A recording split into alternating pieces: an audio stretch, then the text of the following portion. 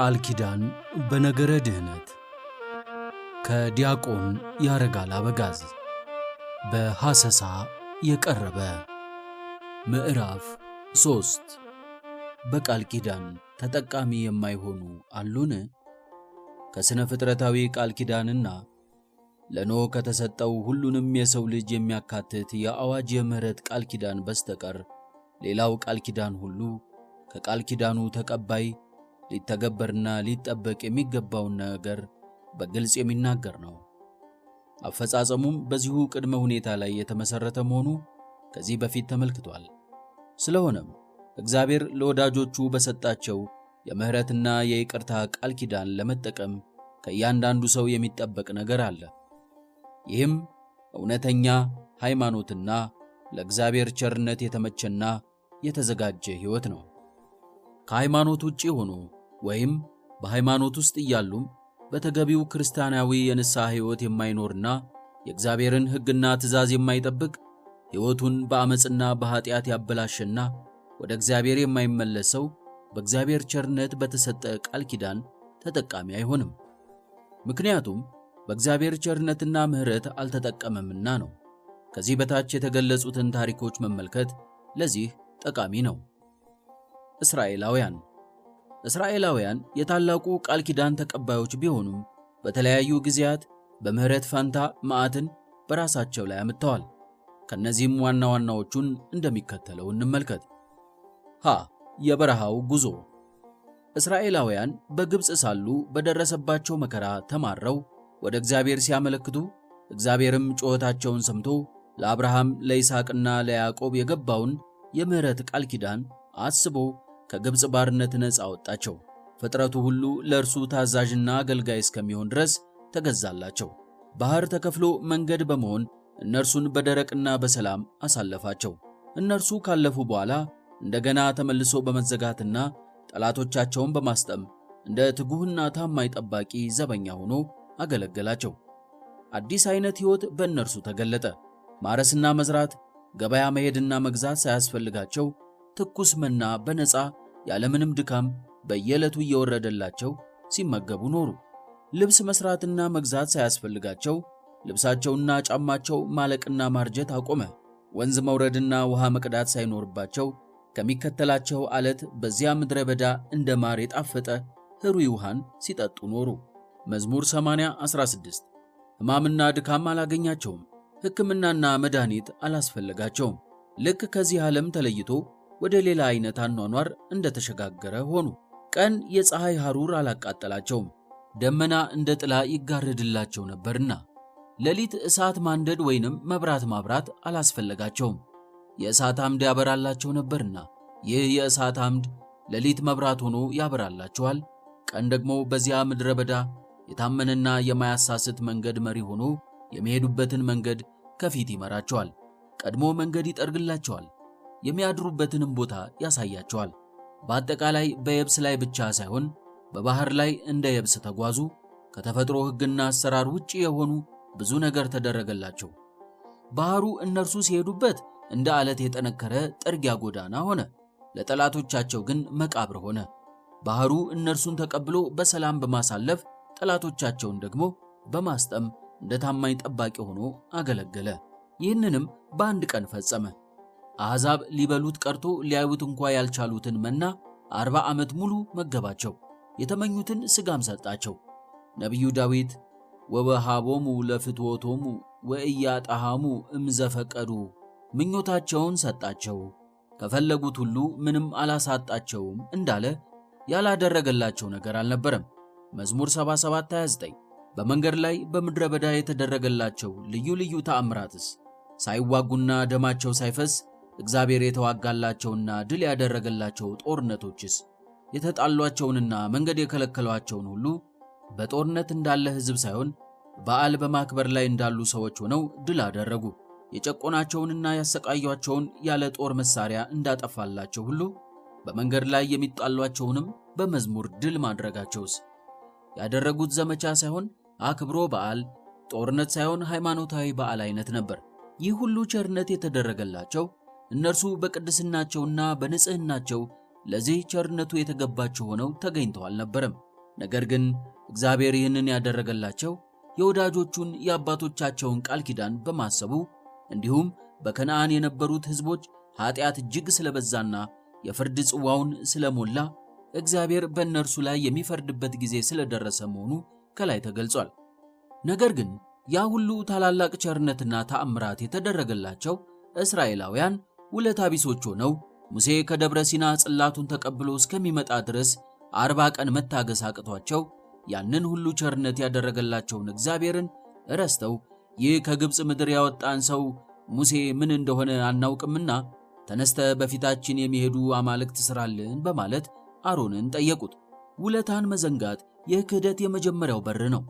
ከዚያም ወርቃቸውን አቅልጠው የጥጃ ምስል ሰርተው በማቆም እንደ ጣዖታውያን ልማድ በዓል አድርገው እየሰገዱና እየዘፈኑ ከግብፅ ምድር ያወጡን አማልክት እነዚህ ናቸው እያሉ ማምለክ ጀመሩ።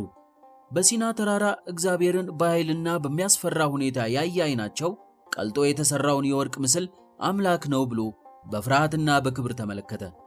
በባህር ውስጥ በደረቅ የተሻገረ እግራቸው በጣዖት አምልኮ ተመላለሰ። የተደረገላቸው ቸርነት ገና ሳይረሳ አሁንም ያንኑ ቸርነቱን እያጣጣሙ በቸርነቱና በተአምራቱ እየኖሩ ባሉበት ጊዜ ካዱት። በዚያን ጊዜ ያ ለአባቶቻቸው የተሰጠው ቃል ኪዳን ከመቅስፈት አዳናቸውን? በጭራሽ። ምንም እንኳን ሕዝቡን ሁሉ ባያጠፋቸውም የዚያ ኃጢአት ዋና ተዋናዮቹና ግብረ አበሮች የነበሩት ሰዎች ተቀስፈዋል። ሙሴ ከተራራው ከወረደና ያደረጉትን ሁሉ ካየ በኋላ እነዚያ አጥፊዎች ይቀጡ ዘንድ ጠንካራ ትእዛዝ ለሕዝቡ አስተላለፈ፣ እንዲህ በማለት ሙሴም የእስራኤል አምላክ እንዲህ ይላል፣ የእናንተ ሰው ሁሉ ሰይፉን በወገቡ ይታጠቅ፣ በሰፈሩም ውስጥ በዚህና በዚያ ከበር እስከ በር ተመላለሱ፣ የእናንተም ሰው ሁሉ ወንድሙን ወዳጁን ጎረቤቱንም ይግደል አላቸው። የሌዊም ልጆች ሙሴ እንዳላቸው አደረጉ። በዚያም ቀን ከሕዝቡ 3000 ሰዎች ሞቱ። አሮን የሠራውን ጥጃ ስላመለኩ እግዚአብሔር ሕዝቡን ቀሰፈ። ዘጸአት ምዕራፍ 32 ከቁጥር 27 እስከ 29። ሊቀ ነቢያት ሙሴ ከሲና ተራራ ሲወርድ ይዞት በነበረው ጽላት ጣዖቱን ሰብሮ በጥብጦ ሲያጠጣቸው በፍቅረ ጣዖት ተነድፈው በነበሩት ሰዎች በግንባራቸው ላይ ምልክት ስለወጣባቸው እነዚያን ማንም ልጄ ነው ወንድሜ ነው በማለት ርኅራኄ ሳያደርግ እንዲገላቸው በመታዘዙ 3000 ሰዎች እግዚአብሔርን ጠልተው ጣዖትን በመውደዳቸው በሰይፍ ተገደሉ። የአባቶቻቸው ቃል ኪዳን ያንን ሁሉ ቸርነት ቢያሰጣቸውም እነርሱ ግን ድርጊታቸው ለእግዚአብሔር ቸርነት የማይስማማ ይልቁንም መዓቱን የሚጠራ ሆኖ ስለተገኘ ከቅጣትና ከመቅስፈት አላመለጡም። ቅዱስ ጳውሎስ ሕዝቡም ሊበሉ ሊጠጡም ተቀመጡ፣ ሊዘፍኑም ተነሱ ተብሎ እንደተጻፈ ከእነርሱ አንዳንዶች እንዳደረጉት ጣዖትን የምታመልኩ አትሁኑ ሲል የመከረው ለዚህ ነው። አንደኛ ቆሮንቶስ ምዕራፍ 10 ቁጥር 7። የበለዓም ምክር። እስራኤላውያን በሞዓብ ሜዳ ሰጢም በሚባል ቦታ ላይ ሰፍረው ሳለ በለዓም የተባለ መተተኛ ሰው እስራኤላውያን የሚወድቁበትን ጥልቅ ጉድጓድ ቆፍሮ የሞዓባውያን ሴቶችን ጥልቅ ምክር መክሮ ሲልካቸው ከሞዓባውያን ሴቶች ጋር ያመነዘሩ እስራኤላውያንን እግዚአብሔር አልማራቸውም። መጽሐፍ ቅዱስ የሆነውን እንዲህ ገልጿል። እስራኤልም ብዔል ፌጎርን ተከተለ፣ የእግዚአብሔርም ቁጣ በእስራኤል ላይ ነደደ።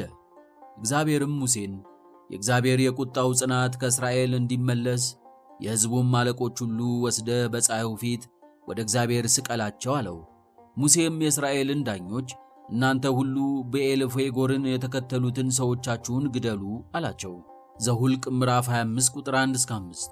በመገናኛው ድንኳን ደጃፍ አጸያፊ የሆነ ዝሙትን ይፈጽሙ የነበሩትን ዘምሪንንና ክሰቢን ፊንሐስ በጦር ወግቶ በገደላቸው ጊዜ ከእስራኤል ልጆች መቅሰፍት ተከለከለ። በአመንዝራነት ኃጢአት ምክንያት ከእስራኤላውያን ወገን የሞተው ሰው ብዛቱ በአጠቃላይ 24000 ነበር። ከነዚህም 23000 የሚሆኑት ያለቁት በአንድ ቀን ነበር። ዘሁልቅ ምዕራፍ 2 ቁጥር 9፣ አንደኛ ቆሮንቶስ ምዕራፍ 10 ቁጥር 8። ሐመርኋ የኤርትራ ባህር መንገድ።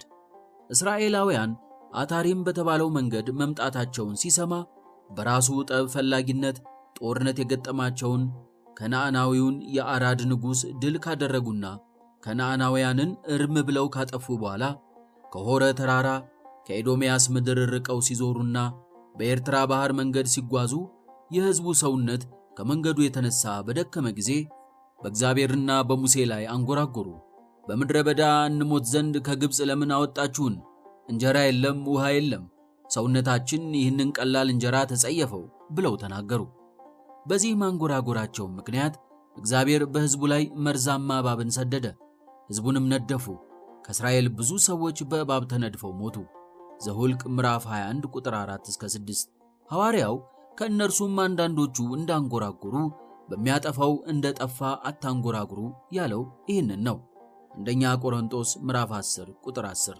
እንግዲህ ያ ሁሉ ቸርነት የተደረገላቸው እስራኤላውያን ሐሳባቸውና ንግግራቸው እንዲሁም ሕይወታቸው እንደ ሕጉና እንደ ፈቃዱ ለእግዚአብሔር የተመቸ ሳይሆን ሲቀር የአባቶች ቃል ኪዳን በኃጢአታቸው ከሚመጣባቸው መቅሰፍት እንዳላዳናቸው ቅዱስ መጽሐፍ በግልጽ ይነግረናል። ጣዖት ባመለኩ ጊዜ 3000 ሰዎች፣ ባመነዘሩ ጊዜ 24000 ሰዎች፣ ባንጎራጎሩና ባጉረመረሙ ጊዜ ደግሞ ቁጥራቸው ይህንን ያህል ተብሎ ባይገለጽም ብዙ ሰዎች ሞቱ ተብሎ እንደተገለጸው በርካታ ሰዎች በመቅሰፍቱ አልቀዋል። የመሪባ ውሃ በበደሉ ጊዜ ሕዝቡ ብቻ ሳይሆን የሕዝቡ ዋና መሪዎች የነበሩት ሙሴና አሮንም ተቀጥተዋል።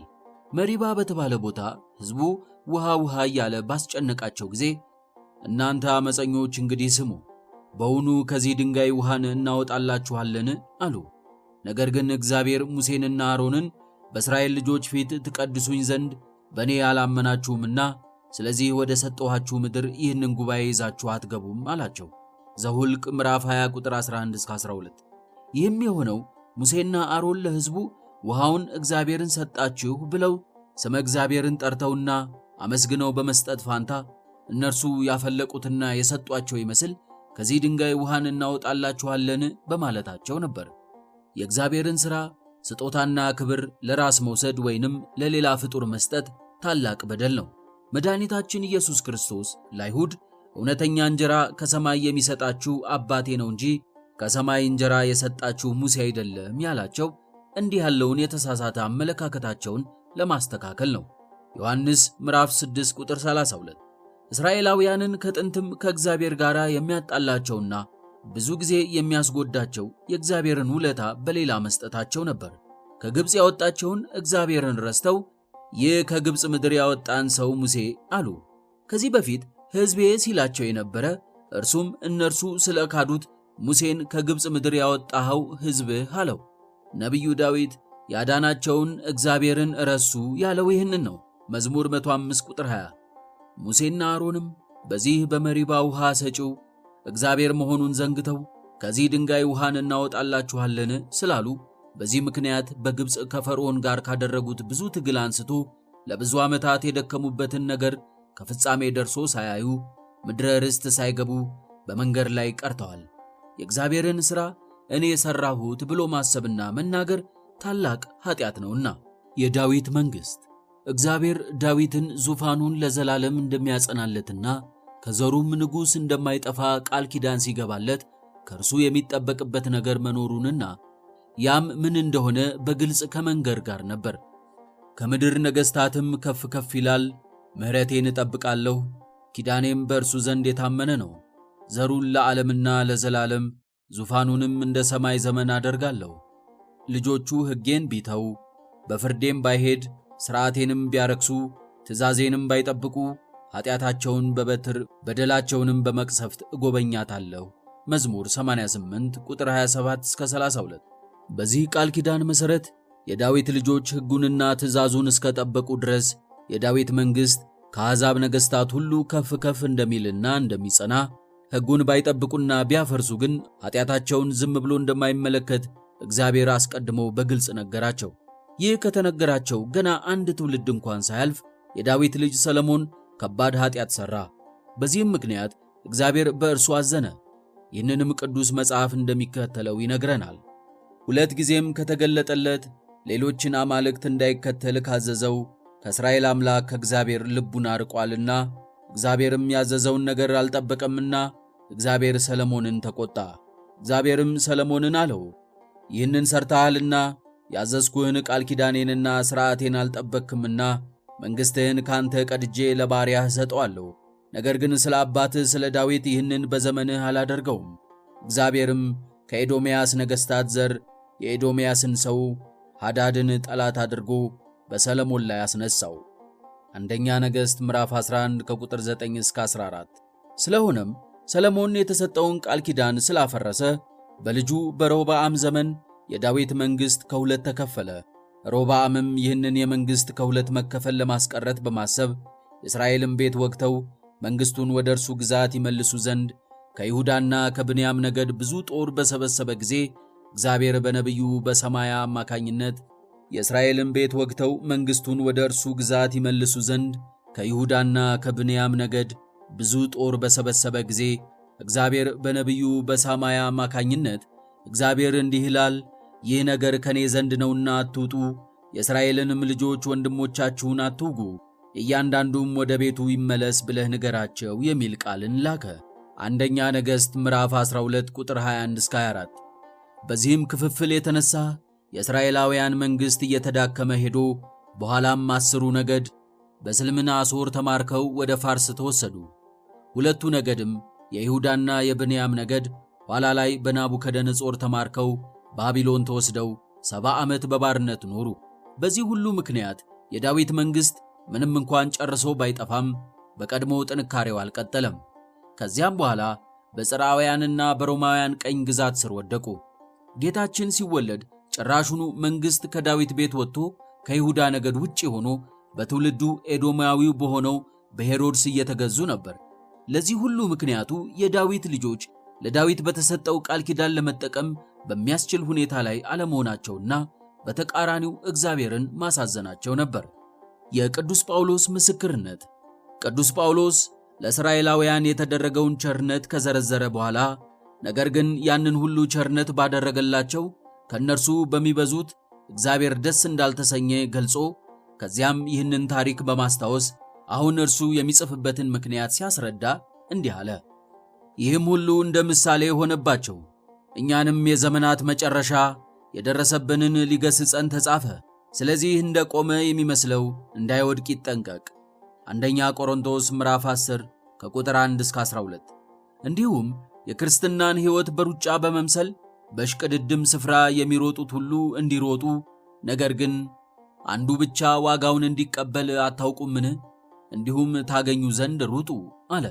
ይህንን ያለው በዚህ ዓለም የሩጫ ውድድር አንዱ ብቻ እንደሚያሸንፍ በክርስትናም አንዱ ብቻ የሚድንና ሌሎች የማይድኑ ስለሆነ አይደለም። ነገር ግን በሩጫ ሜዳ ብዙዎች ቢሰለፉም ስለተሰለፉና ወደ ውድድሩ ሜዳ ስለገቡ ብቻ እንደማይሸለሙ ሁሉ መሰለፍና መሮጥ ብቻ በራሱ ለድል እንደሚያበቃ ሁሉ በክርስትናም እስከ መጨረሻው ድረስ በጽናት እስካልተጓዙ ድረስ መጀመርና ማመን ብቻውን ለድል የማያበቃ መሆኑን ለመግለጽ ነው።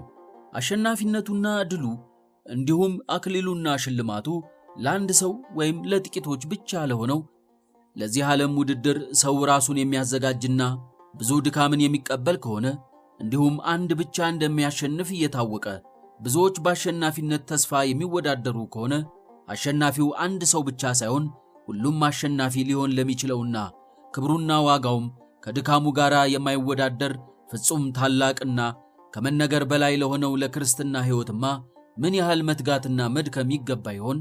ሐዋርያው ለእኔ መስበክ፣ ማስተማር፣ ብዙዎችን ወደ እግዚአብሔር መንግሥት መጥራትና ማምጣት፣ ሌላውም ሁሉ ድካም ራሴን ካልገዛሁና እስከ መጨረሻው ካልጸናሁ ለድህነቴ በቂ ካልሆነ በእናንተማ እንዴት ይለናል።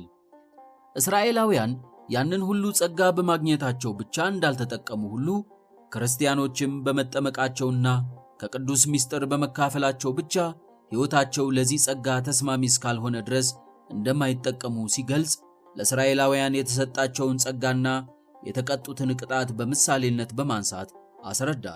እንዲህ በማለት ወንድሞች ሆይ ይህንን ታውቁ ዘንድ እወዳለሁ። አባቶቻችን ሁሉ ከደመና በታች ነበሩ፣ ሁሉም በባህር መካከል ተሻገሩ፣ ሁሉም ሙሴን ይተባበሩ ዘንድ በደመናና በባህር ተጠመቁ፣ ሁሉም ያንን መንፈሳዊ መብል በሉ፣ ሁሉም ያንን መንፈሳዊ መጠጥ ጠጡ። ይከተላቸው ከነበረው ከመንፈሳዊ ድንጋይ ጠጥተዋልና ያም ድንጋይ ክርስቶስ ነበረ። እግዚአብሔር ግን ከእነርሱ በሚበዙት ደስ አላለውም፣ በምድረ በዳ ወድቀዋልና። ይህም ሁሉ እንደ ምሳሌ ሆነባቸው፣ እኛንም የዘመናት መጨረሻ የደረሰብንን ሊገስጸን ተጻፈ። አንደኛ ቆሮንቶስ ምዕራፍ 10 ከቁጥር 1 እስከ 5። ሐዋርያው እንዲህ ማለቱ ነው። እናንተ የክርስቶስን ሥጋ እንደምትበሉ እኒያ መና በሉ። እናንተ ከጎኑ የፈሰሰ ክቡር ደሙን እንደምትጠጡ እነዚያ ደግሞ የክርስቶስ ምሳሌ ከሆነው ከዓለት ላይ የፈለቀ ውሃን ጠጡ። ማለትም ዓለቱ ውሃ ያጠጣቸው በራሱ ተፈጥሮ ውሃ ስላለው ወይም ስለሚያፈልቅ ሳይሆን ለእስራኤላውያን ውሃ ያፈልቅላቸው ዘንድ ክርስቶስ ስለፈቀደ ነበር። ለእስራኤላውያን ምሳሌያዊ የሆነውን ያንን መብልና መጠጥ ያዘጋጀ ክርስቶስ ለእናንተ አማናዊ የሆነና የራሱን ሥጋና ደም አዘጋጀ። እነዚያን በውሃ መካከል ያሳለፋቸው ለእናንተ ጥምቀትን ሰጠ። ነገር ግን ይህ ሁሉ በተደረገላቸው በብዙዎቹ ደስ አላለውም። ምንም ያህል ቸርነቱን ቢያደርግላቸው በበደሉ ጊዜ ግን አልተዋቸውም። ብዙ ጸጋ መሰጠታቸው፣ የአባቶች ቃል ኪዳን ልጆች መሆናቸው፣ በቁጥር ብዙ መሆናቸው አንዱም ሲያጠፋ ከመቀጣትና ከመቀጸፍ አላዳናቸውም። በምድረ በዳ ወድቀዋልና ያለው ለዚህ ነው። ለእስራኤላውያን የተደረጉት ስጦታዎች ምሳሌዎች እንደሆኑ ሁሉ ቅጣቶቹም እንዲሁ ምሳሌያዊ ናቸው። በሐዲስ ኪዳን ዘመን ላለን ለእኛ ደግሞ ስጦታዎቹ አማናዊ እንደሆኑ ሁሉ ቅጣቱም እንዲሁ ነው። ሚስጥረ ቁርባን አስቀድሞ ከዓለት በፈለቀ ውሃና ከሰማይ በወረደ መና ምሳሌ፣ ጥምቀት ደግሞ በባህር መካከል በማለፍ ምሳሌ እንደታዩ በዚያው ሳይቀሩ ምሳሌዎቹ እውነተኛ ቀዋሚ በሆነው ማለትም መናው በቅዱስ ሥጋው ዮሐንስ ምዕራፍ 6 ቁጥር 48 እስከ 51 ከዓለት የፈለቀው ውሃ ከጎኑ ከፈሰሰው ክቡር ደሙ በባህር መካከል ማለፋቸው በጥምቀት እንደተተኩና በምሳሌ ብቻ ታይተው እንዳልቀሩ ለምሳሌያዊ ጸጋ ብቁ ባልሆኑት ላይ የደረሰው ቅጣት ዛሬም ለአማናዊ ጸጋ ብቁ ባልሆኑት ላይ እንዲሁ ሳይደርስባቸው የሚቀር አይደለም። በቸርነትና በጸጋ ስጦታው ምሳሌያዊ ቀድሞ አማናዊ እንደተተከለ በኋላ እንደመጣ በቅጣቱም እንዲሁ ነው። እነዚያ የተሰጡት ጸጋና የተቀጡት ቅጣት ምሳሌያዊ ነው። እኛ ደግሞ የተሰጠን ጸጋ አማናዊ እንደሆነ ሁሉ ካጠፋን ቅጣቱም እንደዚያው አማናዊ ነው። አማናዊው ስጦታ ከምሳሌው እንደሚበልጥ ቅጣቱም እንዲሁ ከነዚያ ቅጣት በዚያው መጠን ይበልጣል። ምሳሌያዊ የሆነውን ቸርነትና ስጦታ ያቃለሉትና ለዚያ ምሳሌያዊ ጸጋ ተስማሚ ያልሆነ ሕይወትን ያሳዩ እስራኤላውያን እንዲያ የተቀጡ ከሆነ ለአማናዊ ጸጋ ተስማሚ የሆነ ሕይወት የሌለው ከሆነ እንዴት ከቅጣት እናመልጣለን? እንዲያውም የሐዲስ ኪዳኑ ስጦታ አማናዊ እንደመሆኑ መጠን ከብሉይ ኪዳን ምሳሌያዊ ጸጋ ፈጽሞ እንደሚበልጥ ሁሉ አማናዊውን ጸጋ ያቃለለ ቅጣቱም በጸጋው ታላቅነት መጠን ከብሉይ ኪዳኑ ቅጣት ፈጽሞ የበለጠና ዘላለማዊ ነው። በዚህም በአመፀኝነታቸውና ባለመታዘዛቸው ምክንያት ከግብፅ ከወጡት ከ600,000 ሕዝብ በላይ መካከል ከሁለት ሰዎች ካሌብና ኢያሱ በስተቀር ሌሎች ወደ ተስፋይቱ ምድር ሳይገቡ በበረሃ ወድቀው ቀርተዋል። ይህንንም ሐዋርያው ሲገልጽ እንዲህ አለ። ዛሬ ድምፁን ብትሰሙት በማስመረር እንደሆነ ልባችሁን እልኸኛ አታድርጉ። ሰምተው ያስመረሩት እነማን ነበሩ? በሙሴ ተመርተው ከግብፅ የወጡ ሁሉ አይደሉምን? 40 ዓመትም የተቆጣባቸው እነማን ነበሩ? ሬሳቸው በምድረ በዳ የወደቀ ኃጢአትን ያደረጉት እነርሱ አይደሉምን?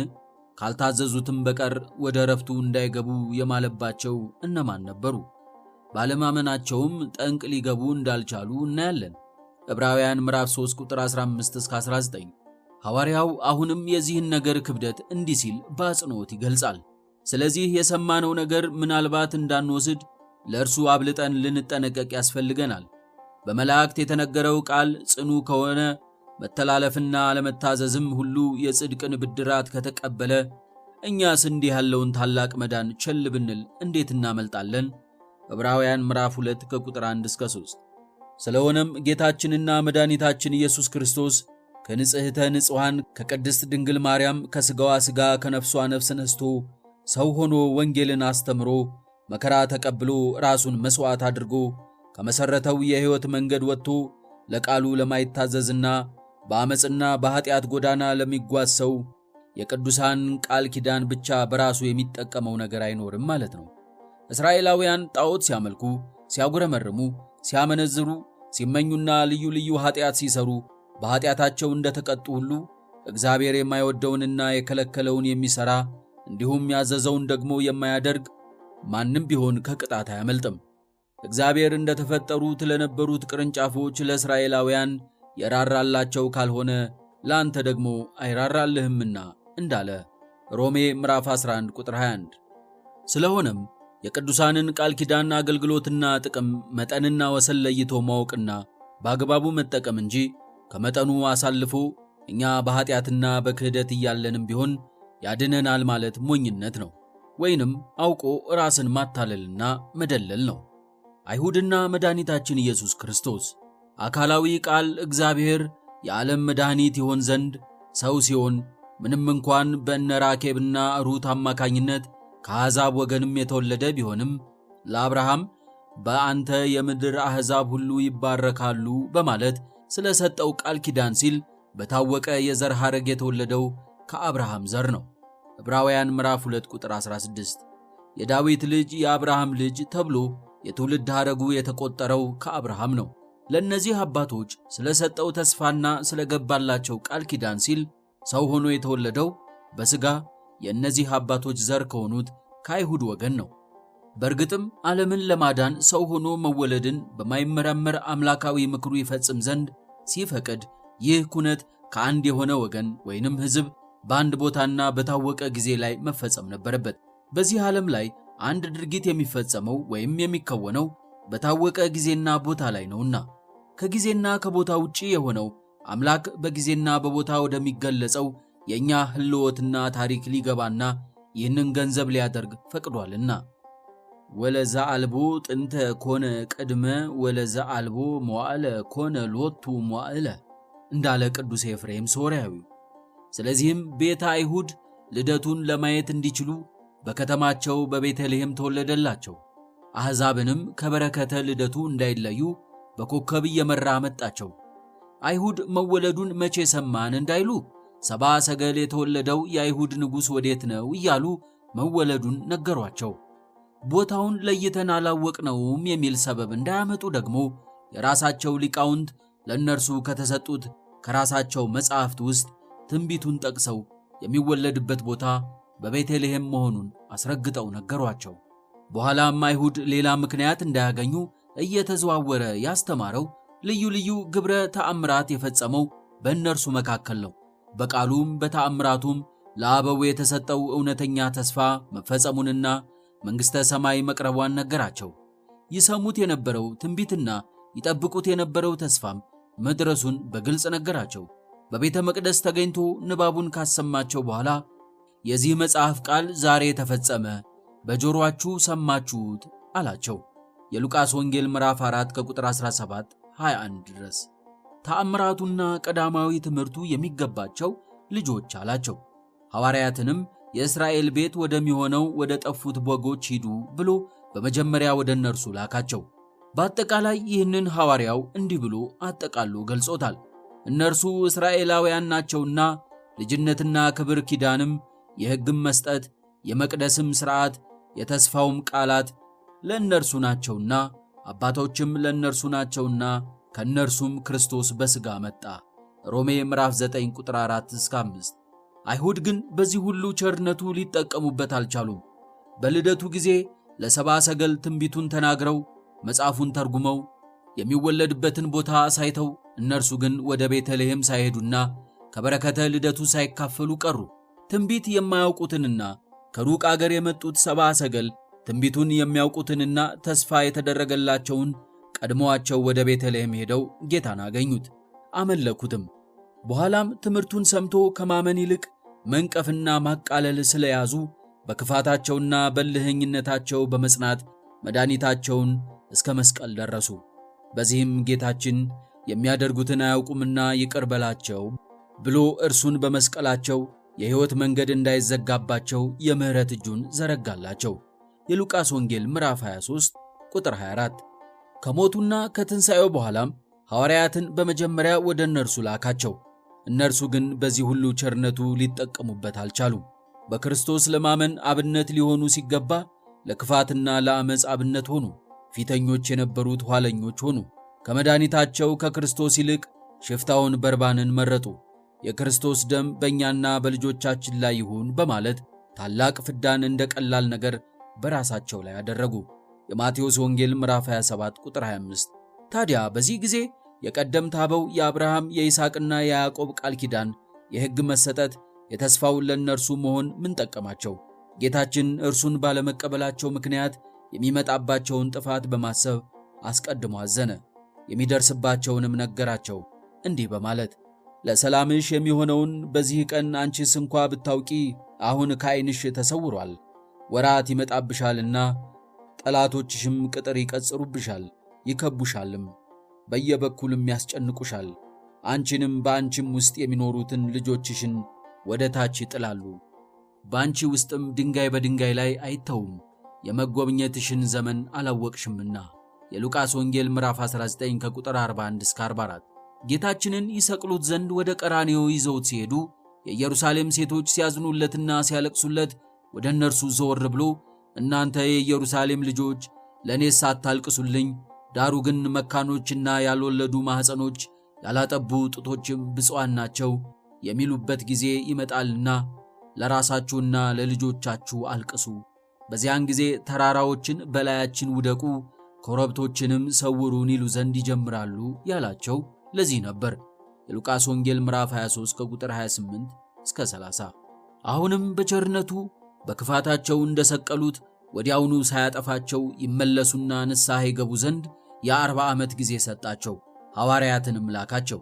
ሆኖም ግን በእርሱ ላይ እንዳደረጉት ሁሉ ሐዋርያትንም አልተቀበሏቸውም፣ መከራ አጸኑባቸው እንጂ። አንደኛ ተሰሎንቄ ምዕራፍ 2 ቁጥር 15 እስከ 16። የተሰጣቸውን የንስሐ ዘመን በእልህና በአመፅ በከንቱ አሳለፉት።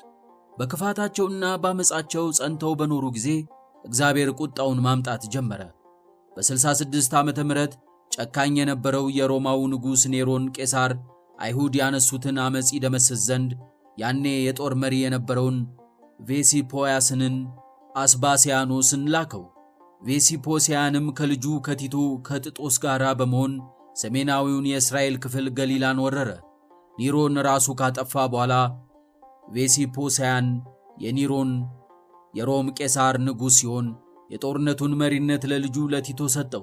ቲቶም ኢየሩሳሌምን በመክበቡና ዙሪያዋን በማጠሩ መውጫና መግቢያ አጥተው አይሁድ በከፍተኛ ሁኔታ በመከራና በረሃብ ተሰቃዩ። በመጨረሻም ከ143 ቀናት ከበባና ከባድ ጦርነት በኋላ ኢየሩሳሌም ሙሉ በሙሉ በሮማውያን ስር ወደቀች።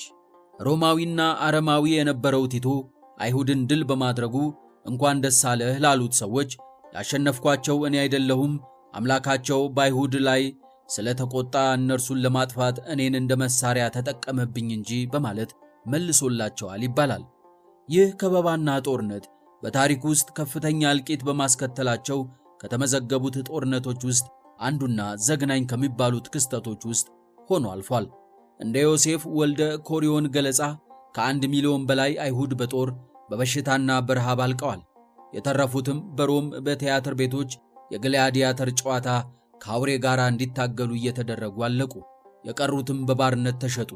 ከዚያም ያለቁት አልቀው የተረፉት በዓለም ተበትነው በተለያዩ ሀገሮች በስደትና በመከራ ነዋሪዎች ሆኑ።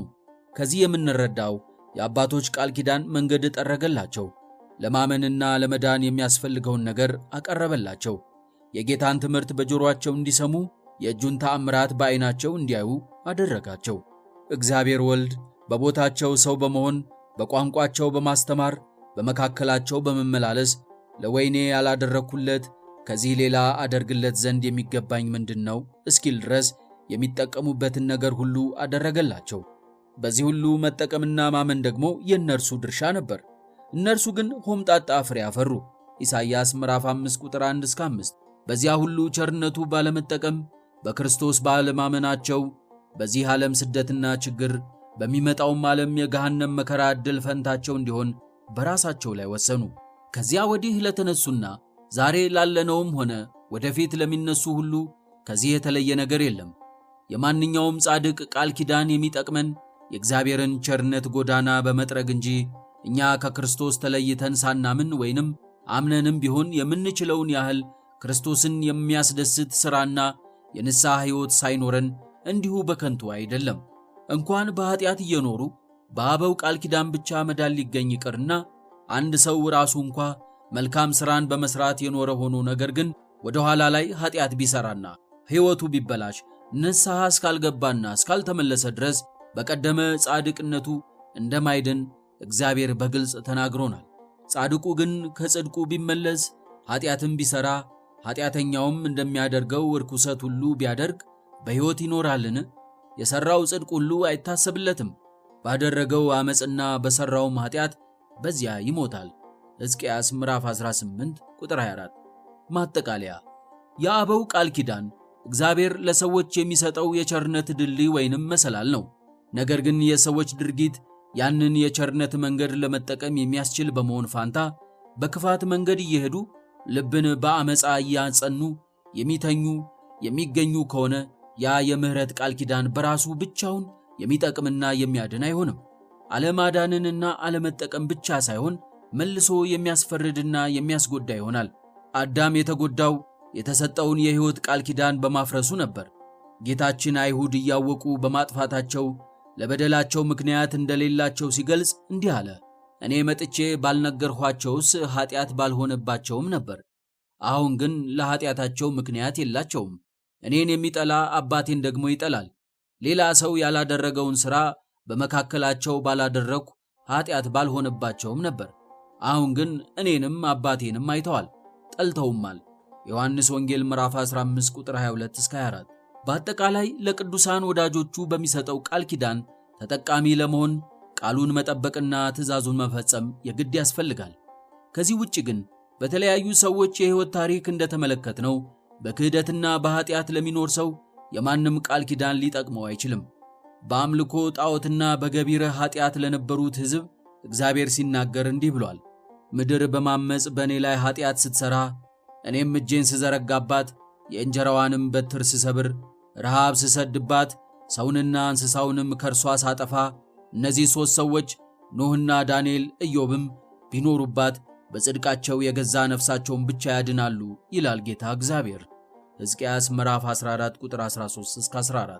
የአባቶች ቃል ኪዳን የሚጠቅመው አንድ ሰው በሃይማኖት እየኖረ የሚቻለውን ያህል ምግባር ትሩፋት ለመስራት እየሞከረ ከዚህ ለሚቀረውና ለሚሳተው እግዚአብሔርን የወዳጆቹን የቅዱሳኑን ስም በማስታወስ ቢለምነው ስለ ወዳጆቹ ሲል ምሕረትን ሊያደርግለት ይችላል። እንዲሁም ሰው እንደ ድካሙ በተለያየ ኃጢአት ቢሰነካከልና ቢወድቅ ነገር ግን በኃጢአቱ ተጸጽቶ ንስሐ እየገባ የእግዚአብሔርን ምሕረት ደጅ እየጸና በወዳጆቹ ቃል ኪዳን ቢማጸን የእግዚአብሔርን ምሕረት ያገኛል። አስቀድሞ ለመጠበቅም የቅዱሳን ቃል ኪዳን ጥቅም አለው። እስራኤላውያን ጣዖት አምልከው በመቅሰፍት በተመቱ ጊዜ በሙሴ አማላጅነት እነርሱም ማዝነውና ተጸጽተው የአብርሃምን የይስሐቅንና የያዕቆብን ቃል ኪዳን በማስታወስ ቢለምኑት ይቅር ብሏቸዋል። በጣዖት አምልኮ፣ በዝሙት፣ በማንጎራጎር፣ በመፈታተንና በመሳሰለው ኃጢአት ጸንተው የነበሩትን ግን ቀስፏቸዋል። ስለሆነም በአበው ቃል ኪዳን መጠቀም የሚቻለው እንዲህ በጥንቃቄ በመኖር በንስሐ ደጅ ለምጸናው ነገር እንዲያግዘን እንጂ እኛ ከወንጌል ተቃራኒ የሆነ ሌላ ሕይወት እየኖርን እኛን ወክሎ ሃይማኖትና ምግባር እንዲሆነን አይደለም፣ ሊሆንም አይገባም።